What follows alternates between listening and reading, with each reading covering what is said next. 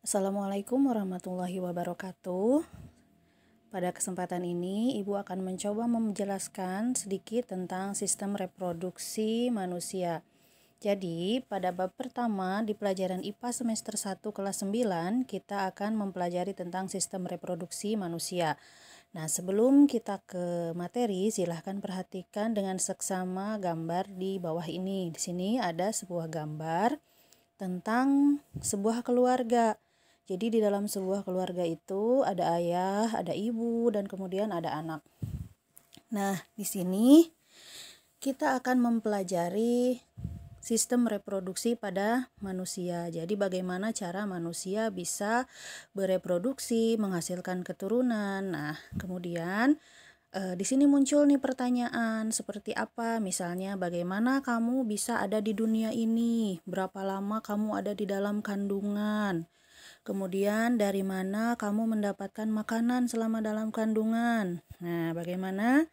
Kamu tertarik bukan untuk mengetahui jawaban pertanyaan di atas? Nah, oleh karena itu, mari kita bersama-sama pelajari bab ini dengan penuh semangat.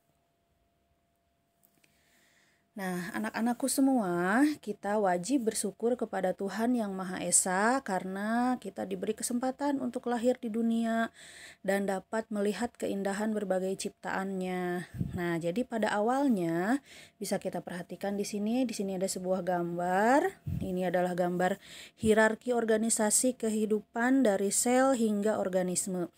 Jadi pada awalnya manusia itu berasal dari satu sel. Nah, kemudian sel tersebut mengalami pembelahan secara terus-menerus sehingga pada saat dewasa manusia itu bisa memiliki sekitar 200 triliun sel.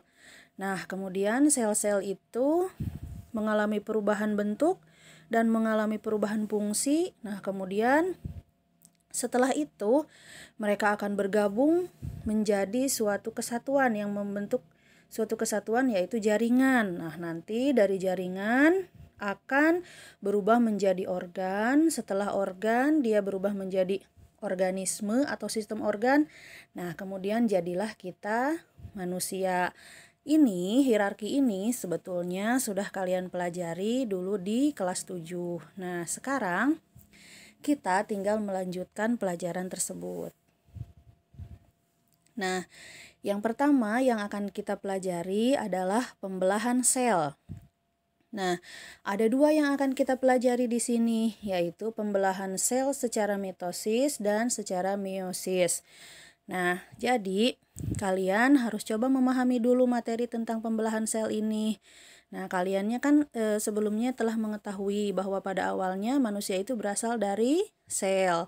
Nah, kemudian karena sel tersebut mengalami pembelahan, maka jumlah sel manusia pada saat dewasa itu sekitar 200 triliun. Nah, ada nggak di antara kalian yang dapat menyebutkan satu alasan mengapa sel membelah? Jadi, pembelahan sel itu sangat penting ya bagi kehidupan, kelangsungan hidup semua makhluk hidup. Ada 3 alasan kenapa sel harus mengalami pembelahan, yaitu yang pertama, yaitu untuk pertumbuhan, kemudian untuk perbaikan, dan yang terakhir untuk reproduksi. Di sini ada ya, nanti bisa kalian buka di buku paket masing-masing. Nah, kemudian selanjutnya, kita bahas yang pertama, pembelahan mitosis. Nah, pembelahan mitosis ini merupakan tipe pembelahan sel yang menghasilkan 2 sel anakan. Ingat ya, 2 sel anakan. 2 sel anakan tersebut mempunyai karakter identik secara genetik dengan sel induk. Jadi sama dengan induknya. Artinya, kedua sel anakan yang terbentuk mempunyai susunan genetika yang sama. Nah, termasuk sama dalam jumlah kromosom dengan induknya. Jumlah kromosom yang dimiliki sel anakan adalah 2N atau disebut dengan diploid. Istilah lain dari pembelahan mitosis ini disebut dengan diploid atau 2N. Nah, sel diploid ini adalah sel-sel yang kromosomnya berpasangan atau 2N. Nah, pembelahan mitosis ini merupakan proses yang berkesinambungan yang terdiri dari 4 fase. Ini fasenya ya, propase, metafase, anafase, dan telofase. Nah, setiap fase pembelahan tersebut memiliki ciri-ciri yang berbeda. Ciri-cirinya nanti akan kita lihat di halaman selanjutnya ya. Nah, umumnya selalu diikuti dengan pembelahan sitoplasma yang disebut dengan sitokinesis. Kita akan pelajari di halaman selanjutnya. Nah, seperti ini fase pembelahan mitosis dan ciri setiap fase pada pembelahan mitosis. Bisa kita lihat di sini ya. Di sini pertama, pada tahap pertama ada yang namanya profase. Kemudian ada metafase. Ini ada profase, ada metafase, anafase, dan telofase. Bisa kalian perhatikan dari gambar ini. Jadi sel-selnya terus membelah sampai menjadi seperti ini ya. Nah, kemudian pembelahan yang selanjutnya yaitu pembelahan meiosis. Nah, untuk pembelahan meiosis ini adalah pembelahan sel yang menghasilkan 4 sel anakan. Di sini perhatikan ya, 4 sel anakan yang masing-masing sel anakan hanya memiliki separuh dari jumlah kromosom sel induk. Atau dapat dikatakan bahwa jumlah kromosom yang dimiliki oleh sel anakan adalah N atau disebut dengan haploid. Oleh karena itu, meiosis disebut sebagai pembelahan reduksi.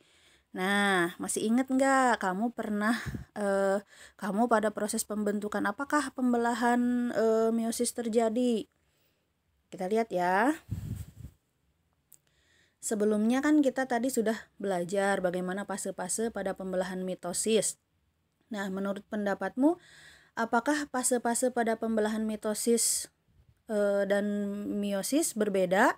Nah, berbeda dengan mitosis ya, pembelahan meiosis berlangsung dalam 2 tingkat. Nih, perhatikan nih 2 tingkat, yaitu meiosis 1 dan meiosis 2. Ya, di sini ada penjelasannya ya. Meskipun demikian, fase-fase pembelahan meiosis ini sebetulnya mirip dengan fase-fase pembelahan mitosis. Hanya saja tahapnya menjadi 2 tingkat. Nah, kita perhatikan di gambar 1.3 berikut.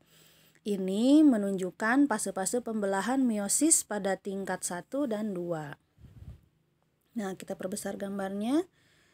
Jadi, awalnya dia selnya itu diploid 2N, kemudian dia melewati fase profase 1, metafase 1, anafase 1, telofase 1.